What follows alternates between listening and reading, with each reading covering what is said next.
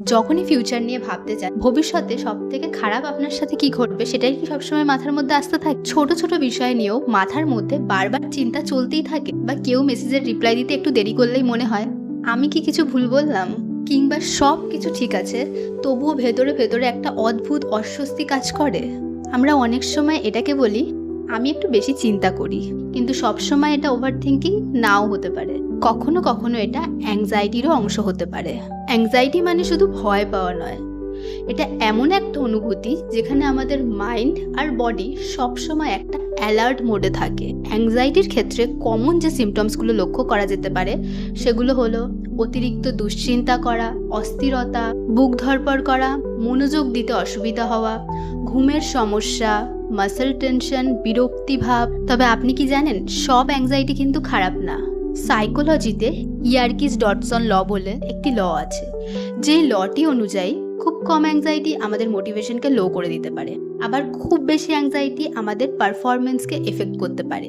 কিন্তু মাঝামাঝি লেভেলের যে অ্যাংজাইটি, সেটা আমাদের ফোকাস বাড়াতে এবং পারফরমেন্সকে বেটার করতে সাহায্য করতে পারে। এই জন্যই এক্সামের আগে বা ইম্পর্টেন্ট প্রেজেন্টেশনের আগে যে হালকা নার্ভাসনেস, সেটা আমাদের অ্যাকচুয়ালি আমাদের কাজে ফোকাস বেটার করতে সাহায্য করে, যাতে আমরা অন্যান্য জিনিস দ্বারা ডিস্ট্র্যাক্ট না হয়ে যাই, যা আমাদের পারফরমেন্সকে বেটার করতে সাহায্য করে। কিন্তু অ্যাংজাইটি ডিসঅর্ডারের ক্ষেত্রে এই অ্যাংজাইটিটাই এতটা বেশি দীর্ঘস্থায়ী এবং আনকন্ট্রোলেবল হয়ে যায় যে এটা আমাদের ডেইলি লাইফকে প্রভাবিত করতে শুরু করে। তখন আমাদের পড়াশোনা, কাজ, ঘুম, সম্পর্ক সবেতেই এর প্রভাব পড়তে শুরু করে। এমনকি ছোট ছোট ডিসিশন নেওয়াও কঠিন লাগতে পারে।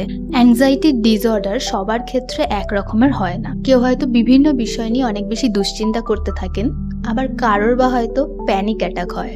কারো কারো ক্ষেত্রে সোশ্যাল সিচুয়েশনে অ্যাংজাইটি হয়, আবার কারো কারো ক্ষেত্রে স্পেসিফিক কোনো জিনিস বা সিচুয়েশনে অ্যাংজাইটি হয়।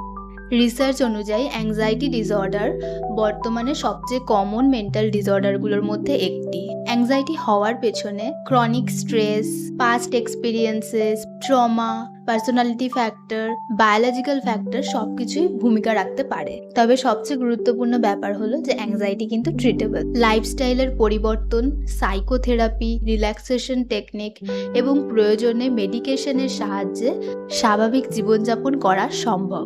মে মাস জুড়ে চলে মেন্টাল হেলথ অ্যাওয়ারনেস মান্থ, তাই আজকের ভিডিওতে অ্যাংজাইটি নিয়ে কিছু তথ্য শেয়ার করার চেষ্টা করলাম। যদি ভিডিওটি ভালো লেগে থাকে তাহলে ভিডিওটি শেয়ার করার মাধ্যমে অন্যদের মধ্যে মানসিক স্বাস্থ্য নিয়ে সচেতনতা গড়ে তুলতে সাহায্য করুন।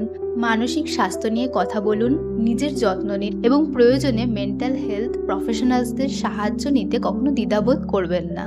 তো আজকের ভিডিওটি এখানেই শেষ করছি। দেখা হবে আবার পরবর্তী ভিডিওতে। সবাই খুব ভালো থাকবেন। ধন্যবাদ।